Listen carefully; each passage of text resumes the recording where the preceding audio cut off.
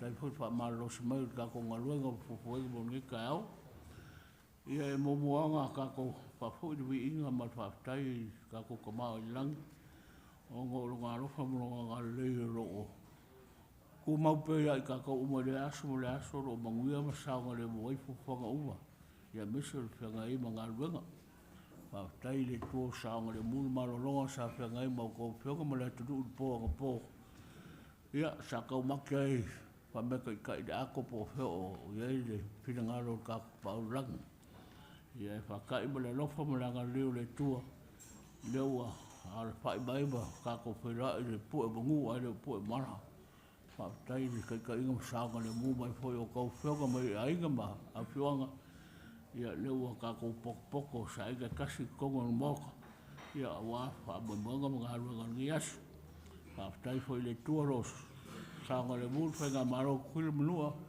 no ka fa koru ki a be se foi le pa ia ba lungo o kama ki nga ma ko ka ko gui i le rofa malanga le le tu e ia fo nga le ku va malanga le le fa longa le asum le as ia fa ta kere le rofa malanga le tu lo sanga le mul le rau kele o ka ko ngu ia be so kai ole ka ko le longa nge nga ku i le fionga ia ku ia o ngo ia ko miki o farmai ia ngo o le ku o le kar fionga i fo le o fa ngo le fionga fa pure ia le o ku mai a ke o ke ka ia ka ko le longa le ngi ka au ia mo lo ko so fia ia sei va lo ka ko mo ma po ngai sei su mai mo mli mai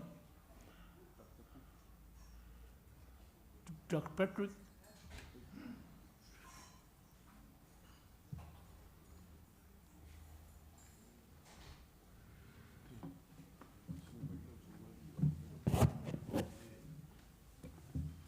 Ja, Pedro le Pedro ponga fo el boco ngi ka mai o le tu fa Pedro aku fa kalo fa ku la sunga fo mai fa tai fa ngol kemi o ngol ko finga fo ko vanga ia le wang fa ia ka ko fe rai se I fa fo fo ka mai o le tu mon mok I fina ngalo fo ia ke o le sunga fo mai I kusa man ko finga ia le ko vanga ia ko aku singa bongo popule fa ia sa nganga fa fe rai ka mai la tu no ka mai lo swafa ia mal me ke fi mai ai ia mal ngaluanga po fe ngalue ngai por fa mai po Inga ia marama ai ka mai o le tunu o fai ka ko ngaluenga. Fatai loa lemno. Ya. Mo la vana. Silvi inga fatai le tua. O ile lemno ai ta fino ia. It's my first time here. A fai mix atu le English mar fa Samoa. Ya mo fa to esa tu nei temi. Ale I amata tato fono. My name is Patrick Pedro.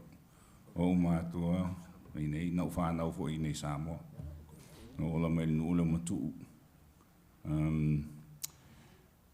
abia I fa before high school before in May that fa nei took a long road to get to where I am o terminei o tfangaranga I Queens Medical Center I Hawaii Honolulu been there for 20 years over los full of samata no ye e fa fe ngai foi la tato tangata ngase o la fa tu LBJ I am like the first contact mo tato tangata ngase mai nei ya le wa mo le tu le fe au male komana about this position Pula sa u fa tau ye ya na fa rongo foi I vision ale ko wana I le metauna na nga I el dat wat nu in terms of health care and I do agree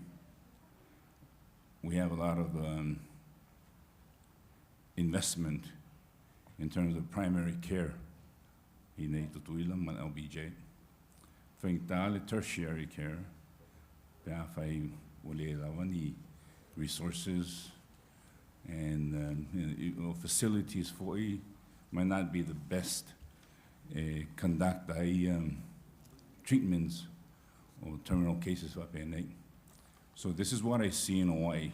O tato ngase o le mwhaintong whitia i nei, wa matana ngā solatu hea Hawaii. E tonga whitia ai. Ngā sanyos e wa mai nei Samoa, i conference of mai. And I explained to the hospital that I think we should have some tertiary care here in Samoa. We deserve better. Our people deserve better than just primary care. It's not going to be easy. It's going to be expensive. Yeah. Paftai, doctor, o lau siri pabal mole. O whaira so whai unga o la sau ka ngarue ngei kako palmaemar kako malo. I heard from the CEO is a conflict of interest. Pa'awhai e CEO, I mean, it ngalue the board, and at the same time, whangaruenga as a fōmai. So, ore, it's in the works. My plan is to ultimately return to Samoa, give back to our people. I think o temine e amatai plans nei as a board member. Implement my plans nei e mana oile ko mana, which I agree with. Over a few years, hopefully, establish your goals, Nate. By then, o toi fo'i mai,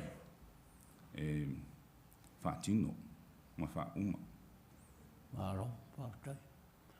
It's a connection o ma Paul Pedro, ma Wallace Pedro. Yep. Paul Pedro is my dad. Wallace is my uncle. Paul Pedro. Hey. Oh. Kamalo Kenichi. Uncle. O le uso lo tama. Oh. Yo o leva whanka kuolo ko mai kongo la tunu whakai aku mo la mnoa me silo whawhonga aku ia. Ka mai o la tunu malmoko. Ia la kua koe la mongoi whai aku ngi la ko siri. Ia po ngwhaukuanga. Ia po ngi kima inga po i. A wale whanga e man ngā runga pa akapar pi ngalo moka. O la akaria re whiwhiri ngā ko wanga. Ia wa. Maua la mnoa ka ko moko.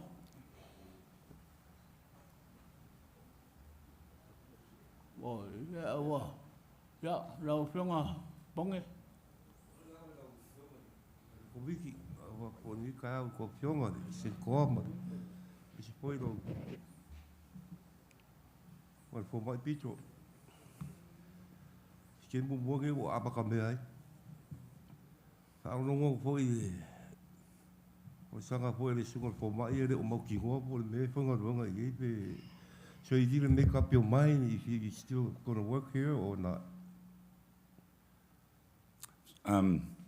So, like I said, this will be the beginning of, I've already determined I'll be coming back to Samoa. I loa watu le wheau le alkoobana. And then this will be the beginning point wa matain te wha tingi nei fufuanga. Kai o de fa no ku de hoi ki de ho no sunga ko board member ai fa kai na vai do mga ku mai fol ka ko ku o mo mia ngi fo mai le nei ko ngol sio ka ko fa ma nga ki ro fa pi kau right yeah ai fa kai do sunga ka ko bi Maro fa tai io lau whionga malo fan le lau whionga le tai komiti whatalo whatfo i tātou mole mau le nei tai au whaftai fo i le saunoanga a mātango fie i le tūlanga kusai ma le whinangalo le whionga le kovana ia i lau sunga le fo mai ia i lau serve le board lea le whale mai. Doc, I also think that you are very aware of the situation that we have here, locally. O te tonu a e le mwhai inu whaasoa le kua wana mlawa whionga I le tūlanga o situation e whaina e saungoa mai. Our people deserve much better than a primary care. O le nganga whaafitai fo I le nā. you also mentioned it's about time for you to give back to our people. So I think e pauleo lava noa mātou te maua, whaftai fo i atu o e tulou lava se tasi o alo le tunu. Ia i le tūlanga o ngā lue ai. Alau sili, the situation will kako whale mai. You kind of know what was the issue, what's the problem. Anga le reach aku lava, anga le reach aku le ko wana I lau whiong. Pe mana mia, o mana mia se so soangi. Mai I lau whiong ai tonu al kako fufuanga lea. Al tonu le a whea I lau finangalo. Le a whea lau finangalo I se tūlanga lo Yale, tātou local hospital. Now you've decided it's about time to return home, and it's about time to give back to our people. Have you ever thought of something like that while you were out there and knowing the situation that we have here locally? Peole, o le nganganga le tau koe se fisiri, o le whatoa e se finangalo I lau whionga. Now, I know what's the problem. I know how the situation. Now it's a time for me to come back and give back to our people. So, o laulanga fisiri. Pe ele ia e se finangalo I lau sunga le fo mai. Mai tau atu o tua a. They were very supportive of our ilkaku atu no. So, siya fisiri ngā ngi te iwa wa tau whaamalusia mai lau whiong. Olo iei le lau ngā luenga, olo whenga iei lau whionga ngā le mero o ngā lue ai. Whaftaila, that's a great question. The awareness o the situation nei, I've been always aware of it. Prior to the COVID, masani na usau if soswani il tat mai. I come here for conferences, for lectures. I even suggested this vision that the governor has right now, in those days, about providing what I think is the best that our people deserve, meaning updated facilities, updated services for tertiary care, so that way we don't have to refer our people to Hawaii. O le taimi fo nei, pena u whaamaramrama tu stemi o tōnai.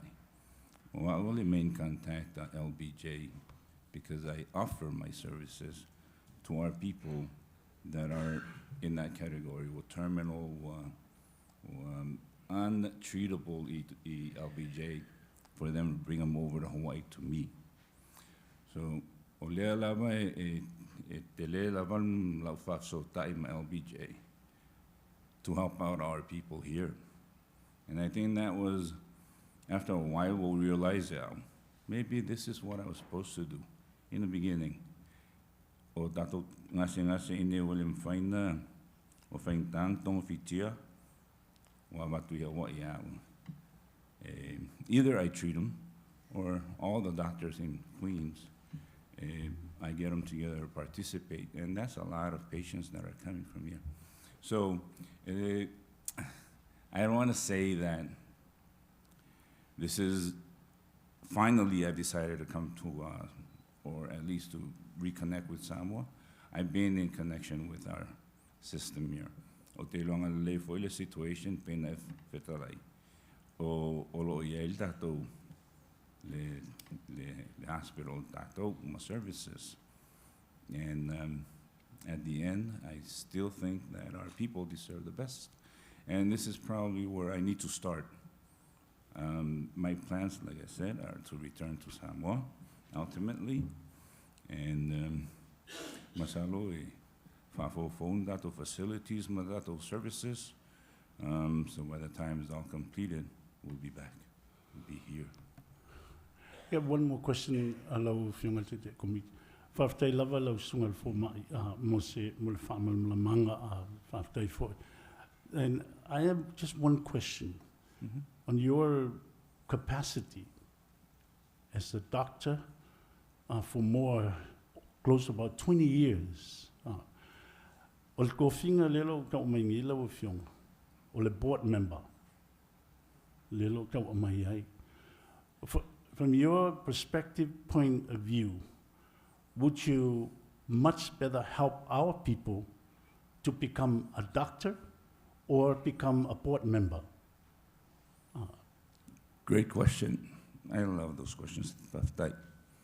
In the beginning, with the skill sets I think I have from Hawaii, il est specialty, le surgery and tertiary care, terminal cases. It's difficult to work in LBJ by laser resources. If you don't have resources to put those talents and knowledge to work for that population of patients. And thus, I think, ole vision ne alkovana is the ultimate way maximize le utilization o tangata whapene o mai Amerika po Hawaii foi. Even our own people that are working there with those specialties to maximize the use of their services is we need to have the resources. Malo whaftai, your points are well taken. Thank you. Ile Samoa for Elawafionga, and that's exactly what's happening in our local hospital. Whaftai Chairman, whaftai tele molo o wanoa, whaftai fo ila sungal fo ma.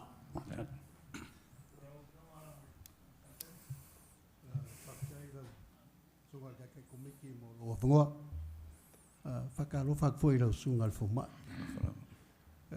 E se makangofie ngi kai au, lewa wawai aku ia kamai o la tunu, le o mai o la sungal fo ma. O miki ia kako kua, ave o ko ia o ngā mawalunga, lewa e whenga luanga i le whalmai e sidi aku o ngā fia ia e mamai e o ia i Queens. E ofo ia i kaka ia Milketi. E tripler, e whai e la kou karsanga i o aku i la sunga. Le waku le nganga whawhkai kele. Whawhkai fwil ko wanga lewa kam whai e mai o kongol poar fo mai. E ala whisili a koe la sunga. Wa le ke kalungo mai resources. O kako whai mai e le aise kong ke lake ma Queens. I refer program. Lea na ye lau sunga I kongo le whalmai lea. O ke loa fo ye ke le o lau influence I le. Se ye se mea o whainka ai le LPJ o ngā yes kong ke lake mo le Queens. E le ye se influence po se ka mo whai lau sunga. E lofa mai kak whalmai ngi refer program. Ia pe o lau whesiri ngā a o lea nganga whawkai. Whawhikai lewa e mangaku mai e koe fōi mai lea kongo. Ia la ofisiri lea kua kui lau sunga whaman mole. Another great question. When I first started eQueens, this is over 20 years ago, sa o kolina le fono le administration o le whalmai. And it's exactly about this point. I referral o tangata o tātou e atu I Hawaii. Nau mai umai tangata mo lunga fia whaalongolongo I la point le tala no atu ai. And we came to the conclusion. O le mafuanga tuloula. It was but this is the truth, honest truth. O le mafuanga o le mawhaena continue the program nei o le referral a contract between Queens and LBJ is mainly because of finances. The unpaid dues. Te lele debt by that time, to the Queen's facility and system. Ua whaingatala I whalmai, na toi talia out of goodwill, me tatou tangata ngase if you refer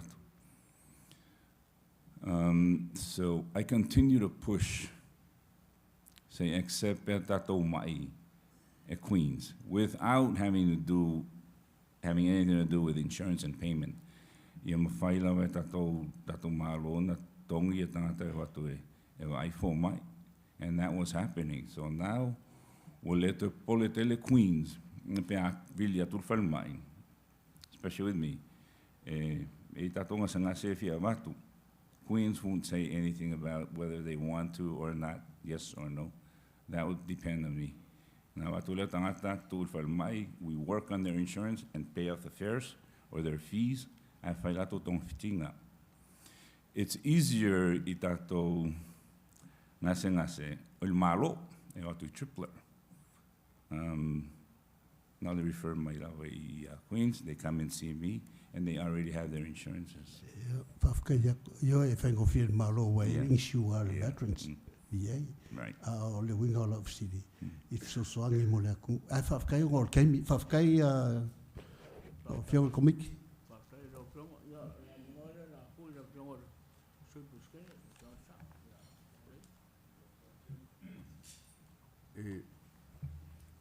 Isi o fasiri la tu u ata for finga ngalo le mauta e o my board members, then probably we'll have to call you back. There's a lot of issue in the hospital. Even this morning I heard the CMO talking about the government need more scholarship for nurses in order to solve that problem. But I think the problem, the nurses are moving away because they're underpaid. Even though they have an RN, the market of Ireland is more attractive to them because the salary is higher. And yet they give the board the proposal for the new salary for new nurses, and they're still waiting for it because there is no money. But yet they hire some people to take over. This doesn't fit well with me, because that position being hired was not in the budget of the hospital. And if they come up with the money to fund that position because of this type of thing, higher position, why cannot solve the problem for the nurses first? Even though the problem, they bring the nurses from Fiji, we are spending more money to train those nurses, 6 months on the government expense. And when they get their RN, they might stay for 2 years, then they, after the contract, they move over to a better attractive salary because they receive RN from American Samoa. Now you can see what I'm aiming at. Is the problem we're facing why we're lacking nurses, because we're not giving our nurses the salary they're supposed to be. But anyway, I'm going to keep all those questions, and then because whatever, if the senator give you the okay, then at least I give you some idea. We might need to bring you back to solve this problem. German,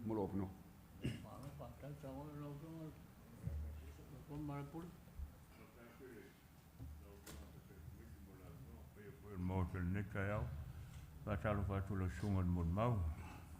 Only Memo Moore, if you want to take committee, I would like to comment Dr. Pedro for his own desire to become a doctor.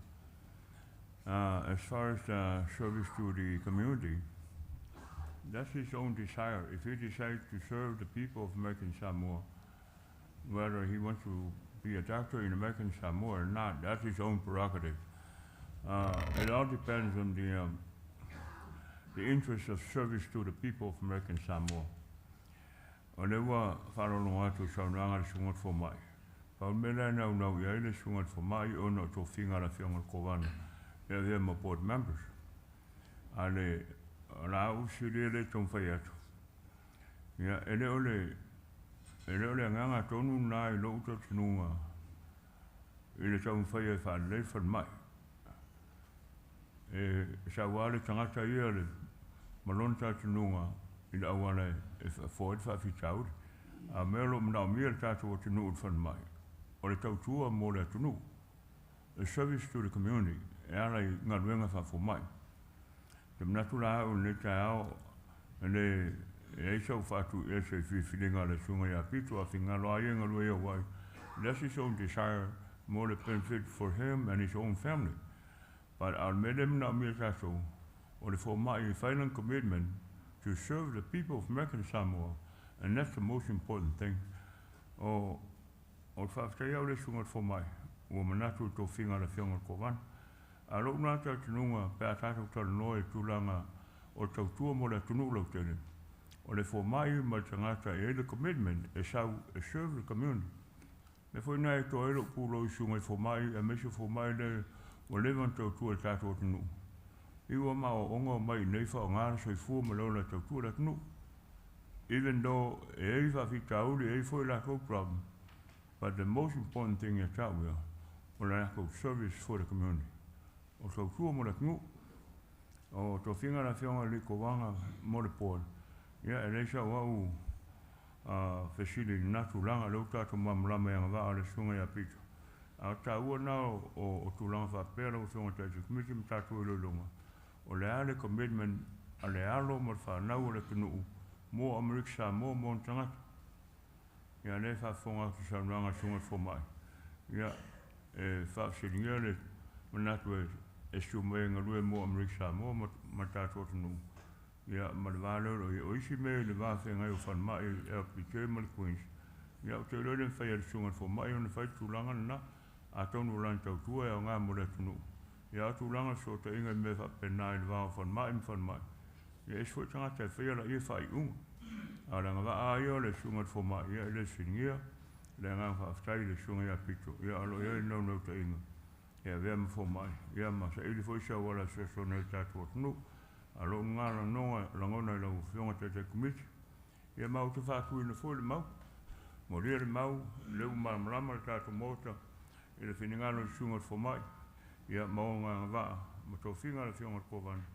Ia whanga fua tātou mun mau e whaere whingalo tātou mau te me mua mlo whalo tere. Ia wai eri mau ia aro si mea ao kako mauka pia paisana ko presidi ol mun mau ia alo whionga me tua utu. Se atu ia mnoe lau sunga te komiti tūlanga nei tai au. Na fo woman sauna atu to te komiti lau sunga li Pedro. Tūlanga le tātou i le longa nei tai au. O tele fo ia fautuanga ma saunuanga matango fie na ua fisili atu i lau sunga. Tasi a le mea le tau sina fisili. O na o lea se saunua nana watu le nganga whātau sangatu pe i ese marilienga po se MOA po se MOU ia po se partnership fo ia whalmai le te whaingaru ngai nei le te ngalua ai ia ma tātou LPJ. Sau papea sa iei le request sa avatu sau whaongo i tūlanga sa pangaio iei.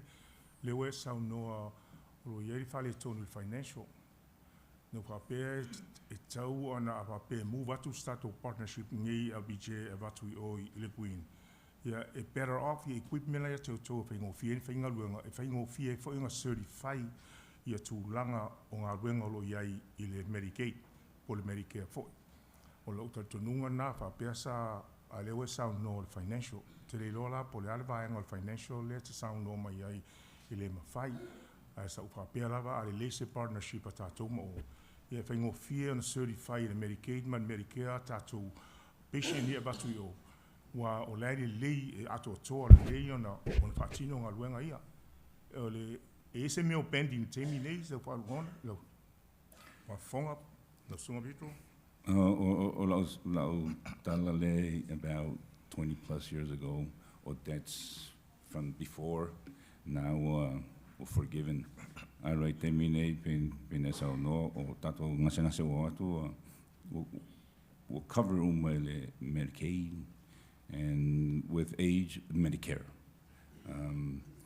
To tele foi tato ngase atu ele covering as a Medicaid or Medicare. These are the people that are in trouble when they get up there. Well, how are they going to see a doctor? How are they going to get labs, x-rays? Well, they need insurance. just to come up and we'll take care of them. Yeah, o ngase nei whale tonu. I usually send them to get their insurance applied for. I'm all lawyer, I'm fine, na whailato tongfitinga. But ele o se contract between LBJ and McQueen's. E ka vai ngase ele ni insurance. It's just like anybody else in Hawaii without insurance. And no for love for my cover. So papel ole Medicaid and Medicare le aning file partnership LBGM o inga isa za tu mari lienga is tu langa transferring or transferability ole partnership le carry over ia ngadwenga ia faingai wa le o abioka ngaka pe fa lango tatu I insurance. Yeah. 80-90% of the people here don't have that kind of insurance. Yeah. But the insurance, I got with my insurance in Samoa, Medicaid. Yeah. Olo ole kat kongunga le aba ko ima ya ngase ingai. Olo tunga nga wa ol mele nga linga file partnership le. Inga im fai on so ole le so tanga le name o if ngai Medicaid under ilako facility. I kokongi lalo whatever terms they can work with, but the Medicare yeah, they say skako percentage for the kongi. So papel mianga le ingi kako de ko kikia for ya so o me ia. Ai for ringa ku ilo sangwanga o me kwa ya re kako le ata kari insurance. Ya ele o le ko through la kako me la papel partnership kongwanga le kom fai LPG mal kako queen yo. I apologize, but I feel mislead that whole statement. O ngase nei mai sai tangata elo I mean talo but they don't have Medicaid. They're not covered by Medicaid. They are the problems, patients that come up, and there's a lot of them. They need insurance, so yeah, that way they're not covered. Medicaid. Yeah, they're being covered. Ole kau follow up pela from kalanga le pa because we are covered under the insurance level le Medicaid. Yo le kau kure yaku so once and for all kusa uma nga kauma.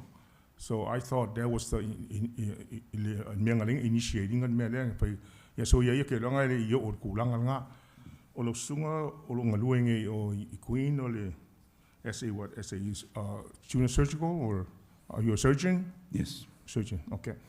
Ole asa mo wo mga ba ku siri le se ko kasi lo siri o taua tele nei ya tatole for mai. Yo. Taua tele me tau for mai. Ole asa how do you feel? Where the governor is appointing you as a board members while in fine conflict me ya, in fine ngalu I think a board member so do you feel comfortable to come here and serve our people here on your expertise as a doctor, or just come here and be a paperwork shuffler? Or what do you think? Currently, I can come and help our people, train them, promote their knowledge, etc.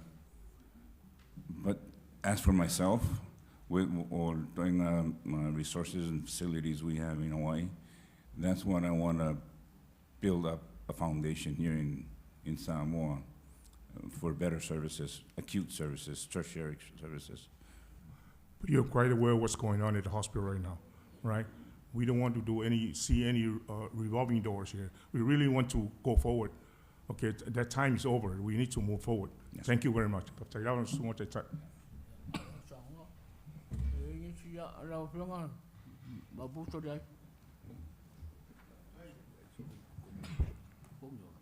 talo fatu la sunga le lifo mai. O le mele te fita watu la sunga le lifo mai. O le wai ula wa onfa fo mai e nga due fafo. Ngai fo mai o ya tatou nei.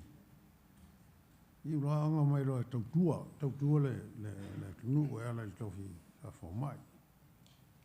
A lewa manatu nei o e sau Samoa o le tofi leu tofi e o kovana. O le ala le pule le tautua. O le fo mai lai te nei le o 11 fo mai nei. ele va pe ele vai marala la to pe file tongi ale ngai le tunu halo le tunu wa fa manu ia ina le tam fai tu loi lunga foi mai le tunu le tua ia la nga upu nga le tunu le ala le pule le tua e mafua ona tai le fo mai le po o levanta tu ma ai meo fale tonu e mo ese ma vo fongo lei to fiele le kovan o letus fulu ma sin nei le fa tu langa e le komiti so ale moto maudunga me le o tupu van mai me e tupu van mai e le fevele le fo mai le ne fen fa unga o ia le tai se me le ele e van mai le la tili nei na fai su ano le fale tonu le nei van mai le la fai nei le sfulu le masi nei la fai su e komiti su e le moto maudunga le o vai atu ia te oile su fo mai ta watali ia tu wai le ngaga le telefon mai le wo uma alo le tu le fa ele fio mai la titi al tongi ele va penante ni fa nau e a lofo mo i le tunu awol va ai le taui mai le li le tangata fa maoni nga luenga fo mai umai ta to male ongo mai fo mai sa mo to tua ale wa ta nei wa fi sa unel to finga to vana le boan faftai le avnoa la usunga le taitai ma lo faftai Samoa ia lo fionga sentoa lo fionga tua kongiola ele foi tuone se faftai le lo fionga taitai komiti ko mosa avnoa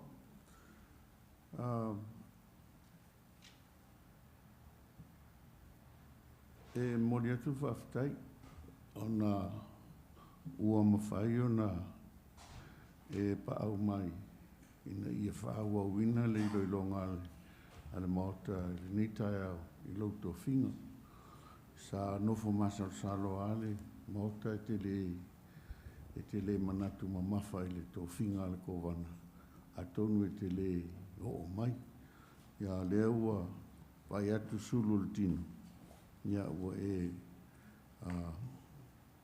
tau pati mai lava ina ia maua se sila whainga mata mai o le atunu ia e langona ai le nganga lo whata waina o le tofinga ia ma e awala mai e foi se sosoan i maftianga o le tatu whanmai e te le tau whainga aluanga i le whanmai e ave ai oe ma tō tino le whono whafoi ai ona i o langona ia e patino lava i le tūlanga lo ngā luenga o te malmalama le lei o oe leisi fō mai au Peter Sili le mo o mia il Queens mai o te ilo fō ia i teimi e tau sa ili atu sosoan ia e tele lo pisi ma lo ngase a fō ili tonga whatinga o ngase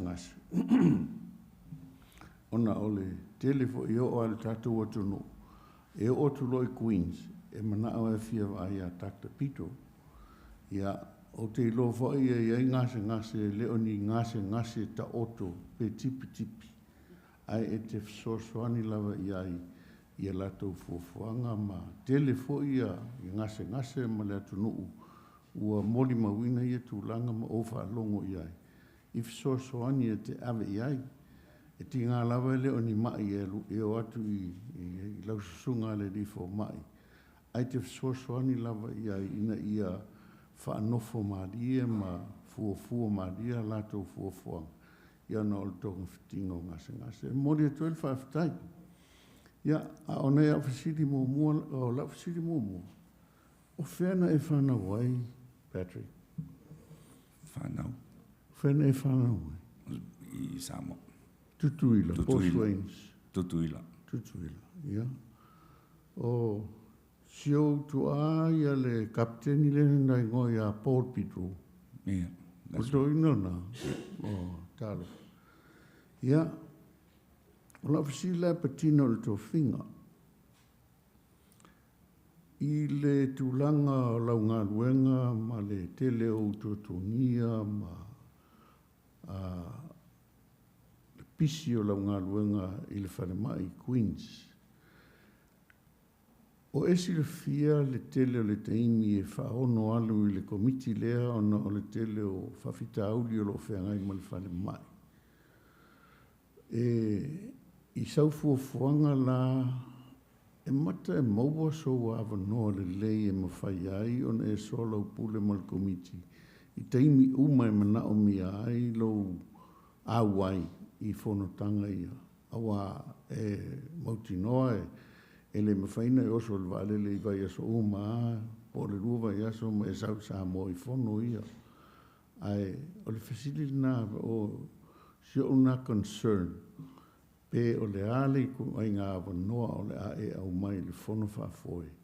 Ina ia ave ai o e matotino au ngā o le nei whono whafoe mo le whatau tainga o le whanama.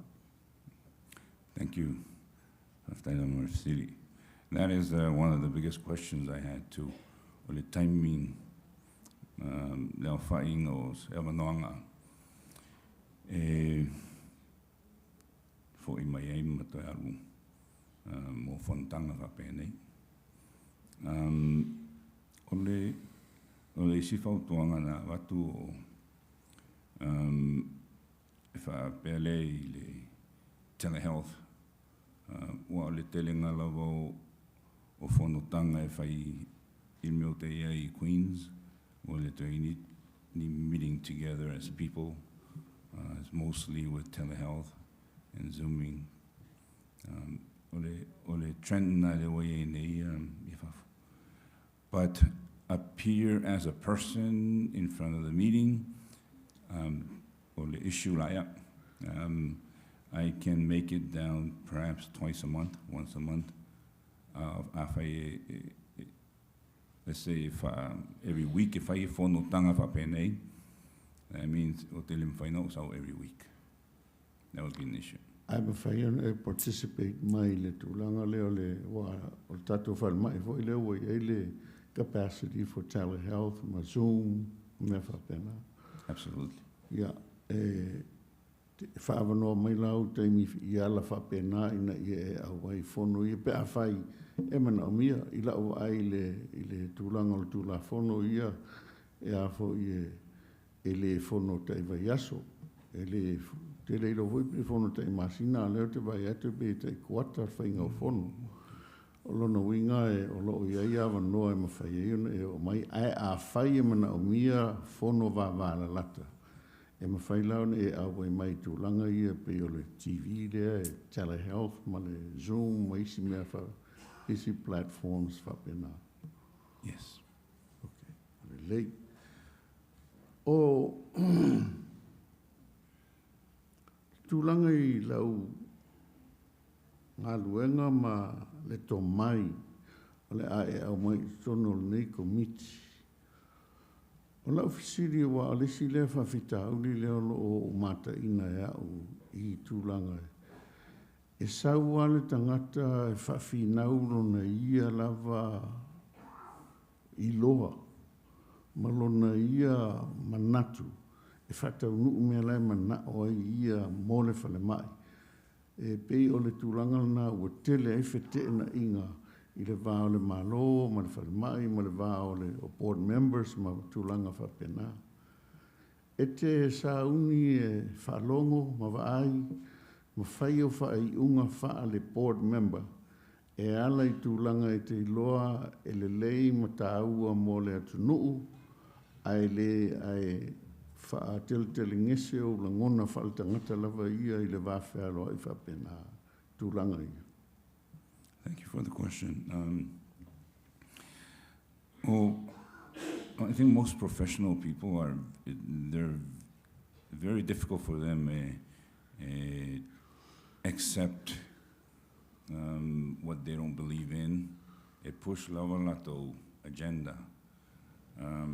But when lo saunga leo fo I mai nei va na mato mai fa tasi ma Male board member for LBJ. We flew together, and wala u recommendation na ufsili na itama famon mole.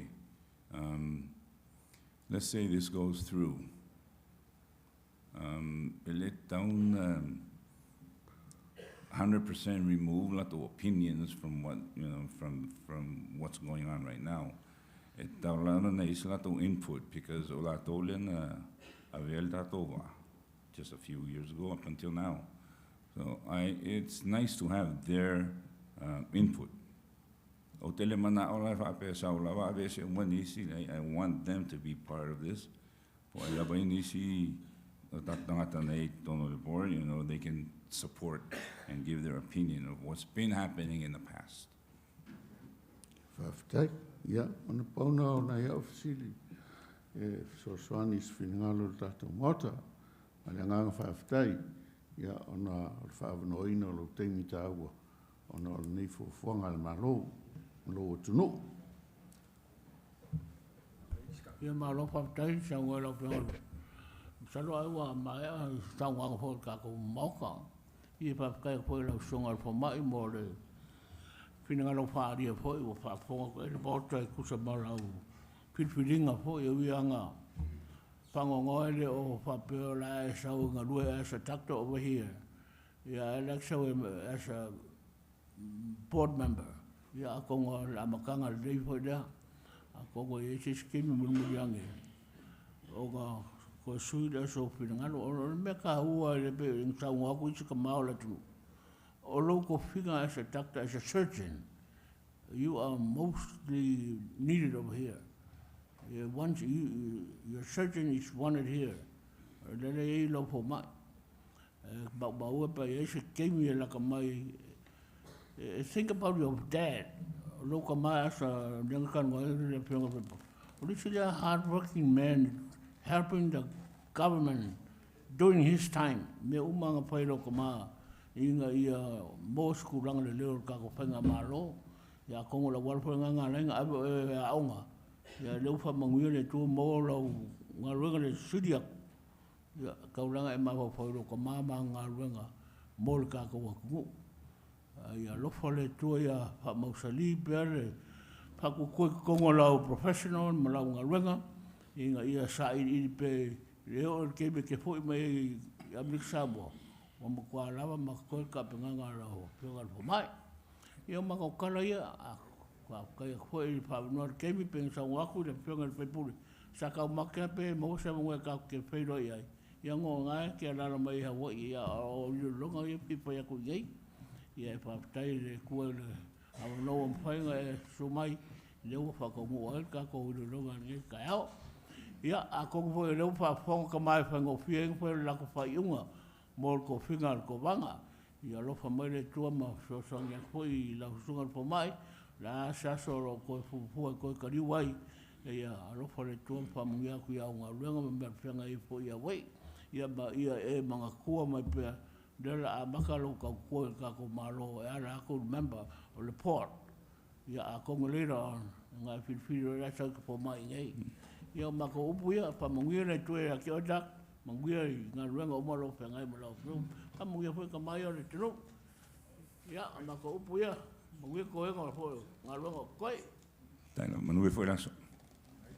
Thank you. Ia sei pakaro mai ka mai e pakaro foi second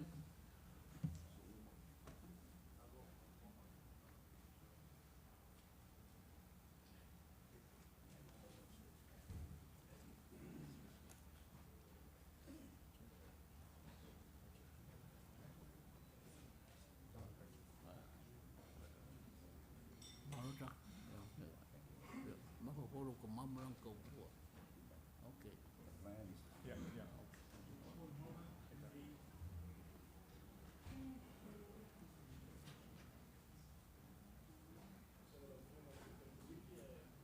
Ule fa moel fa fonga moel ka ko lau ko mai ko ka ko lo le fa spinga lo mok oi foi malo fa ko fa wa ko mi la nga fa lo i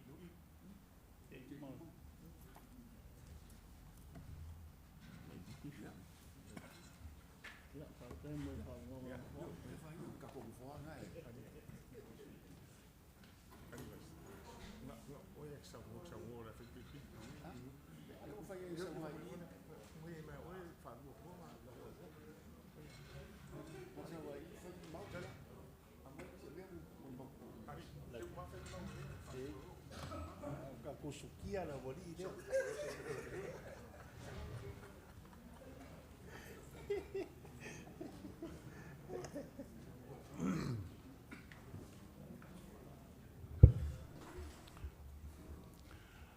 Matule nganga whaafitai, whaamalo foi tātou mauta.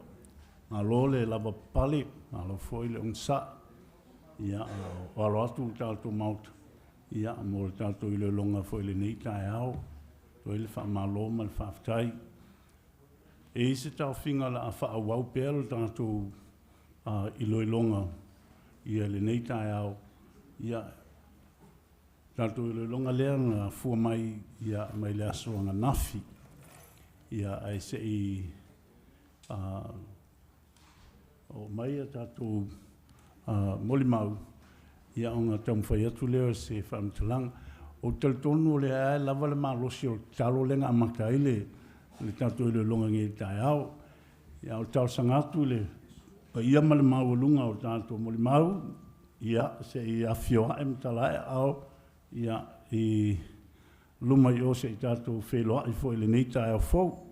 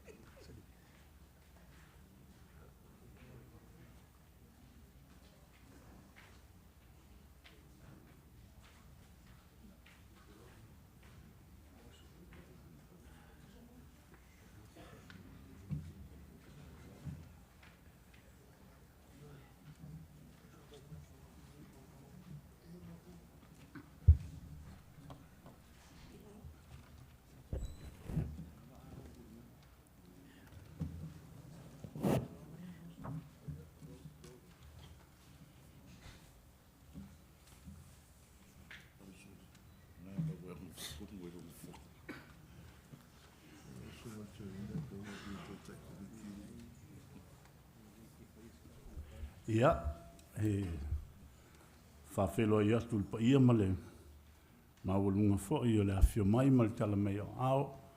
Ia, mai se le o le to inga malu fo i o au whainga luenga le tofia le atua.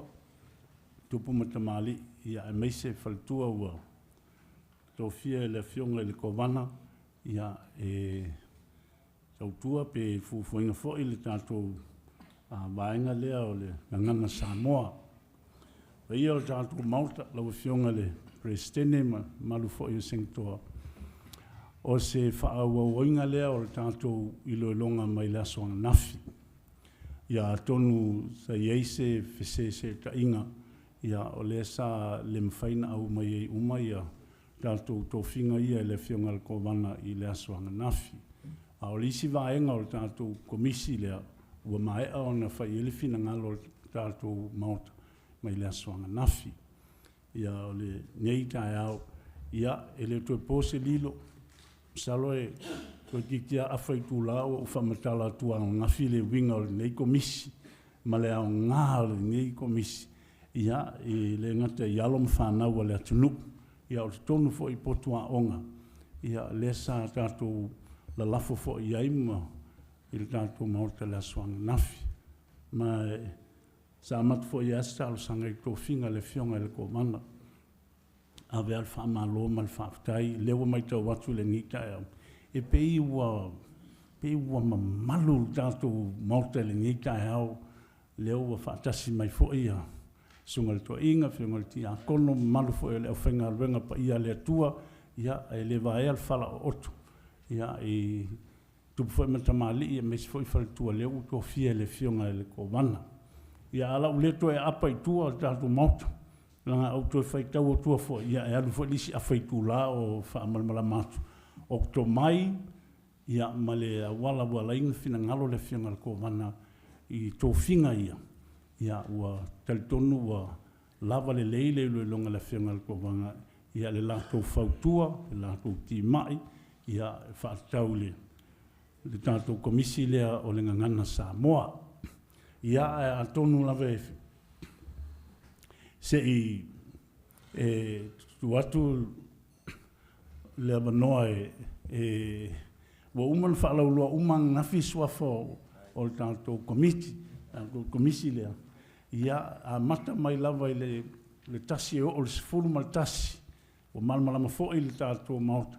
Wa umana pāsia le tātou pili lea na o mai le kovana. Wa sui mai ei le sifuru lima lea whai tō tingo le komiti. Sui mai le sifuru tasi. O le sifuru tasi la lea. E a fiai malo o tangata le sifuru tasi lea. Alfa mai le tātou maota. Ia se i o tātou fufuinga le nei tai au. Ai la tu atu lewa noe. I le fionga le prestene. Ia mo sau noanga. Ia i tātou komiti le o teltonu e le tau whalauiloa mai e le tātou komisi le ua umana whafonga le asua ngafi. A fina ngalo le o fionga le prestene. Ia e tu atu lewa noa ia atu ni sau setemi o mōmua. Ai matu mōmua lewa noa le o fionga le prestene. Whaftai. Whaftai te komiti e leise fisili le o fionga whaiwai. Paule mea wo ulol tai au le nei. Le u whawhia ngai le pa ia mal mamatu. Aoran whawhia ngai le pa ia mal mamalu. E prevail le pa ia. Rona winga. Mo ria le mau whangafu lota to mo le mau. Ia. Wai ei le mau. Wai foi le whaalua. E whaingatāte le tamaio le tunu le vātu nofo ia meise lava ia. E malo le au whainga luanga lea ua pa ia le tātou tai au. Whamalo luatu tātou mauta. Ia i so malo si anga whate i tai komiti. Ia o le a o whaiese tātou whaftai. Ia na malu lava fo i o tala mai au ma le a whio mai. Ia i le nei tai au tō whinga le whionga le kovana. Ia ma lo whaftai. Tai le whaavanoinga lo tō teimi tāua. Ia le ngata i ngā ruenga o tō whiai, meise tonu o e kālesia, lo tau o swinga le vai o leola, ia a uau tāwhi. O i unga o le tātou ilu longa le ni tai hau, ia ai tāoto atu, ia se i whai meise saunuanga a se toa tasi, ia on tātou lulu lima i loa lema whātou whā, ia ai se i whaile whina ngalo o tātou maota, ia pe a suia o tātou whono le ni tai hau, malo whaaloalo whaafitai.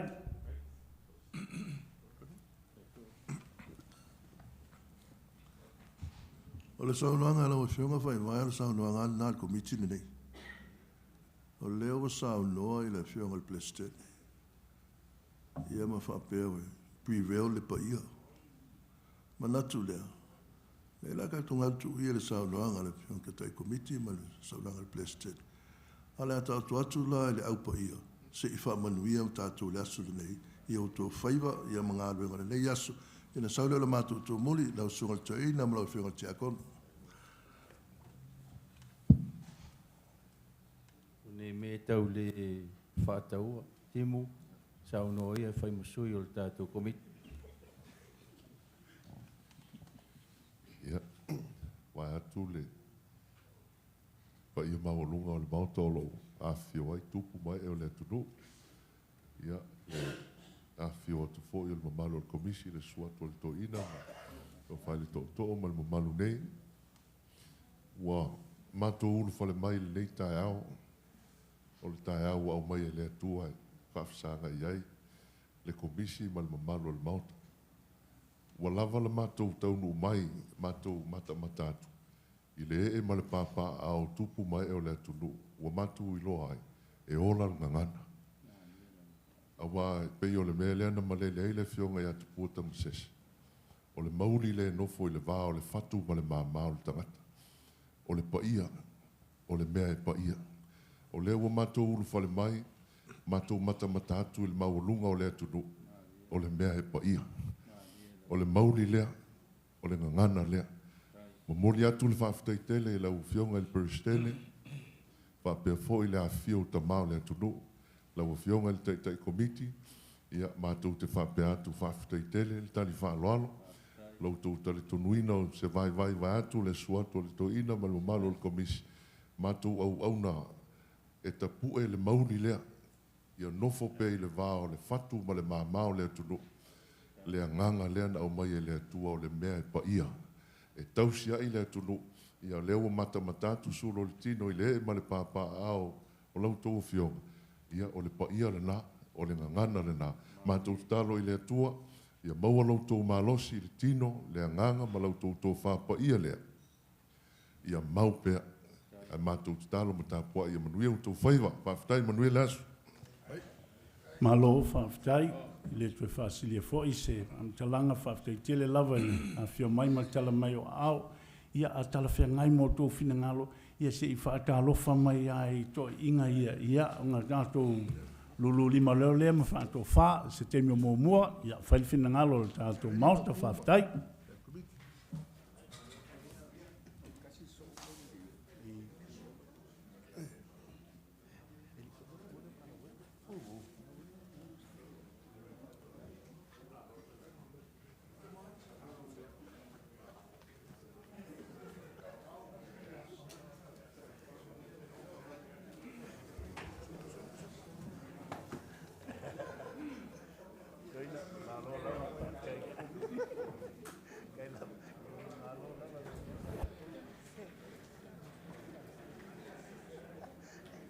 Fai kange foi ele com